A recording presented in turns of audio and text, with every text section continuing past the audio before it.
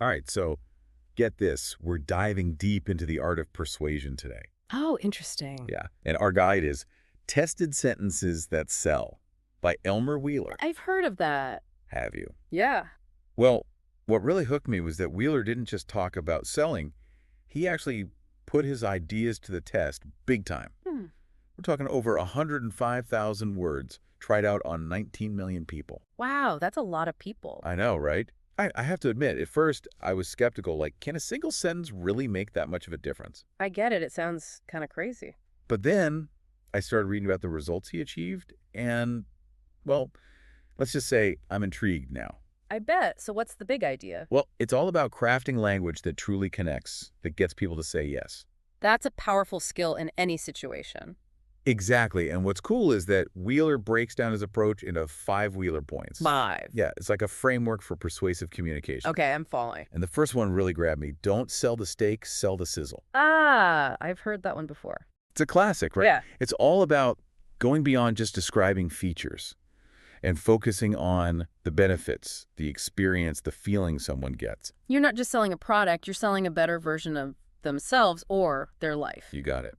And Wheeler uses the example of a vacuum cleaner. Okay. Instead of highlighting the motor or attachments, he focuses on the sizzles.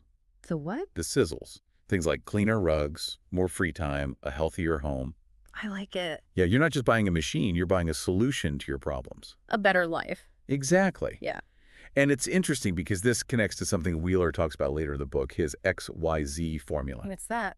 It's all about understanding those basic human motivations. Which are? Self-preservation, romance, and money. Okay. Makes sense. So highlighting cleaner rugs, that speaks to self-preservation, right? Yeah. Wanting a healthy environment. Sure. More free time. That taps into the desire for romance. More time for things you enjoy. In saving money, well, that's pretty self-explanatory. Exactly. It's all connected. I'm starting to see the bigger picture here. Yeah, it's not just about catchy phrases. It's about understanding the psychology behind what makes people tick. Wheeler really went deep with this stuff. He did.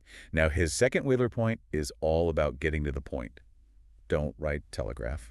That's interesting, especially in today's world where we're bombarded with information all the time. It feels more relevant than ever, right? Yeah.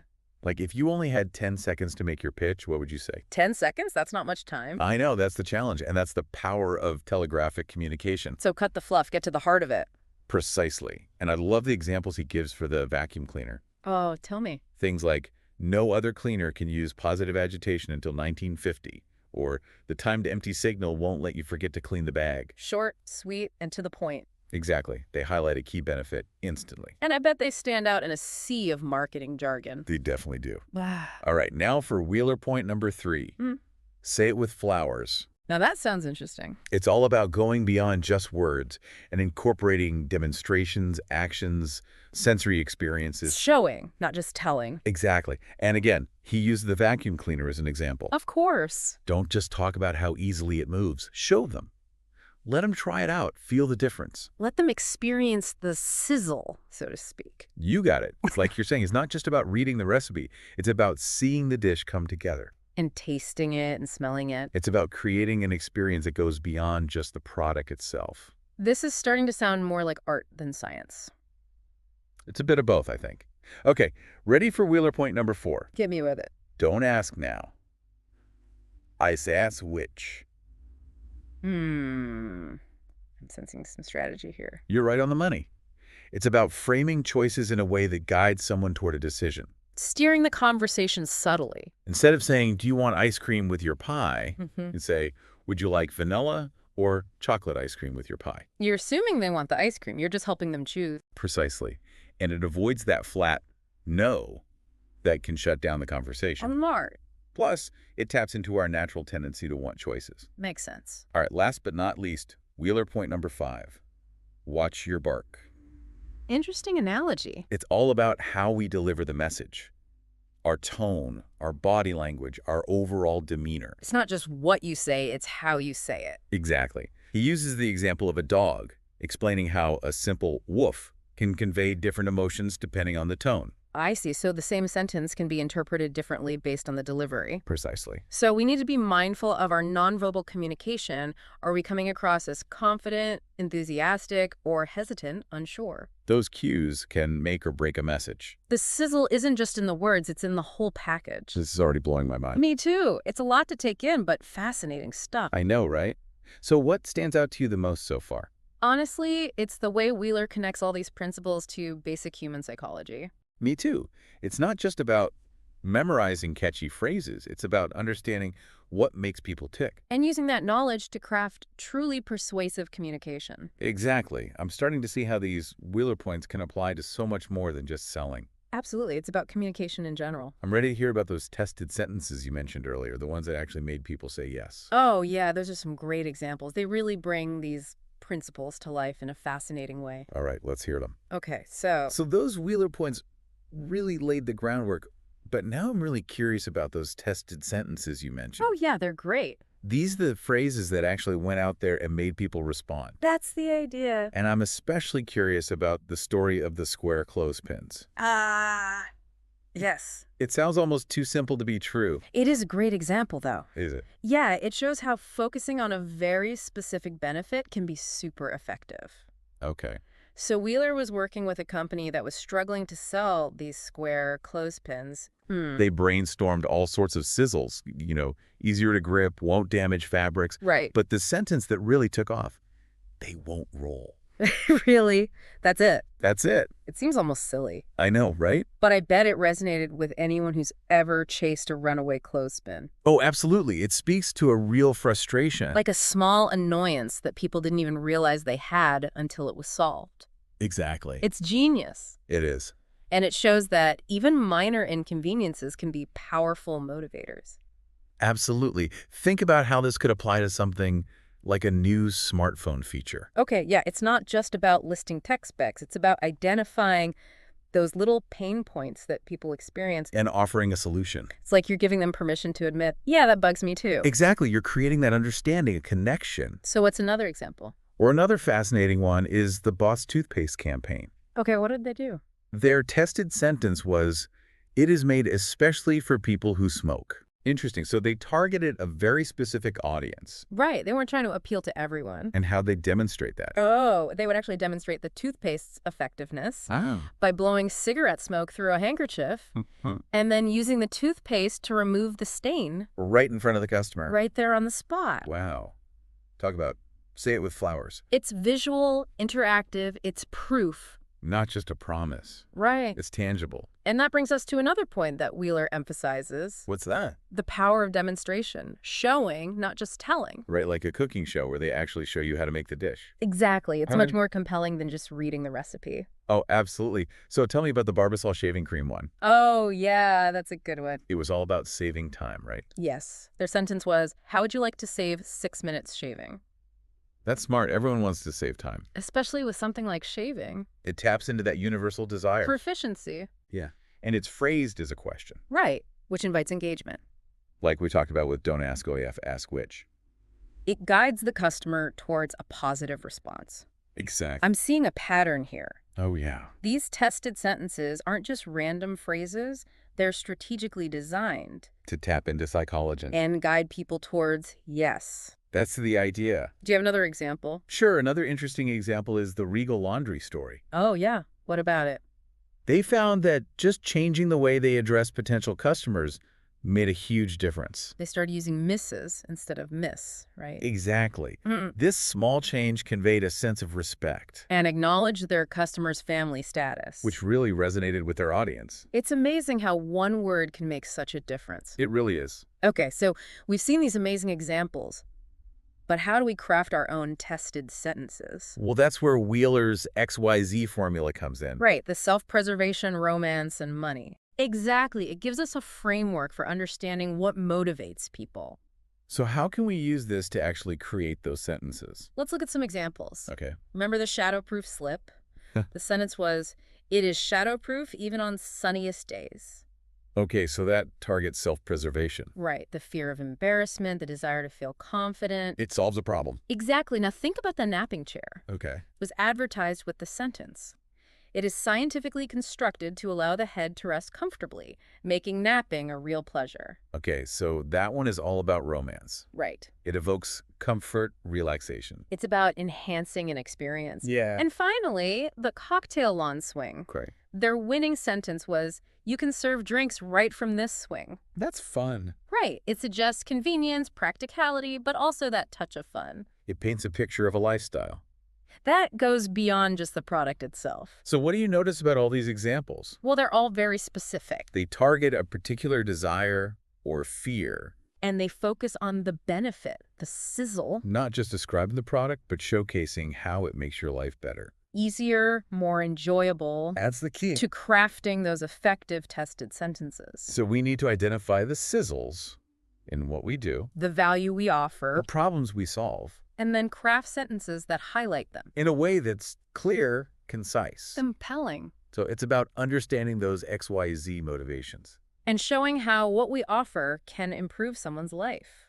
This is going way beyond sales.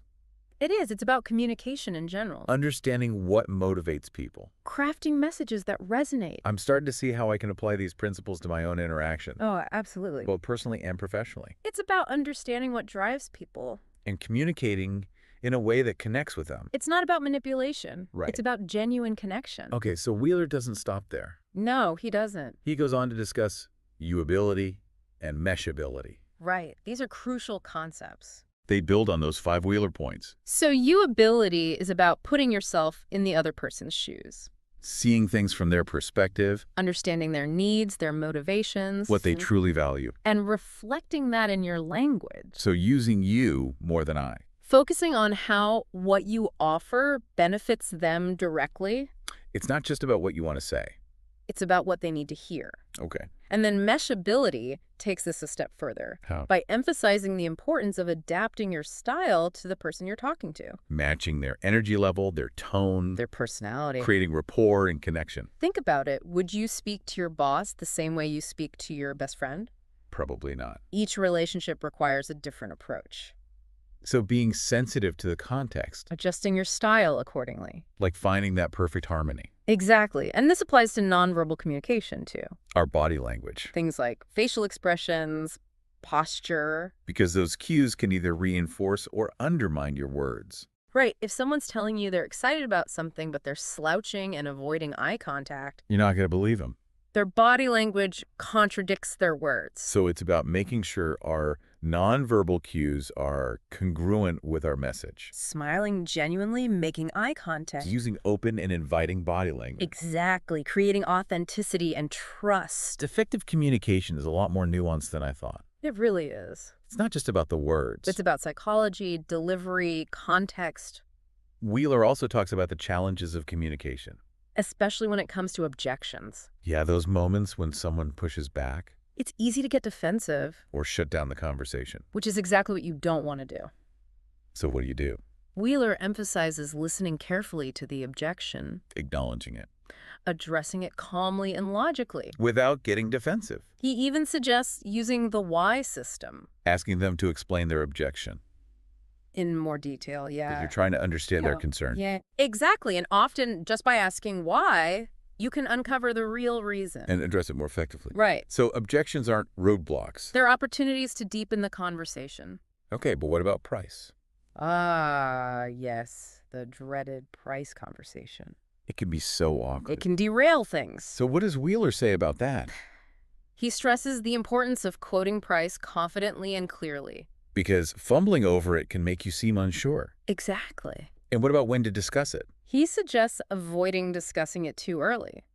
So focus on building value first. Before revealing the cost. Let them understand the sizzle first. Right, and when you do mention the price, frame it in a way that reinforces the value. So instead of just saying, it costs $100, you might say, for just $100, you get all of these benefits. Exactly, you're reminding them of the value. Okay, so once you've addressed objections and discussed price, Then you can start looking for those buying signals. the cues that someone is ready to say yes, It could be a question about delivery, payment. even just a nod. And when you see those signals, it's time to stop selling and start closing. Okay. He suggests having your pen and order pad ready Hmm. and asking a closing question that assumes the sale.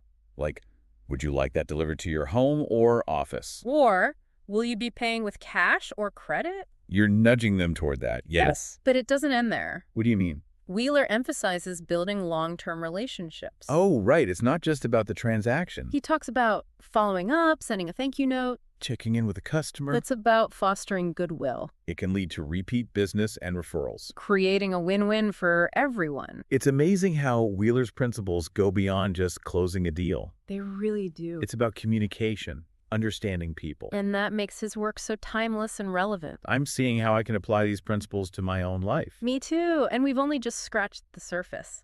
There's so much more to explore in the book. Absolutely. Okay, I'm ready for more. Okay, so more tested sentences, please. All right, you got it. The more we uncover, the more I see how much power words really have. It's true. And Wheeler even has a whole chapter called Selling Sentence Oddities that have made people respond. Oh, yeah, that's a fun one. I bet.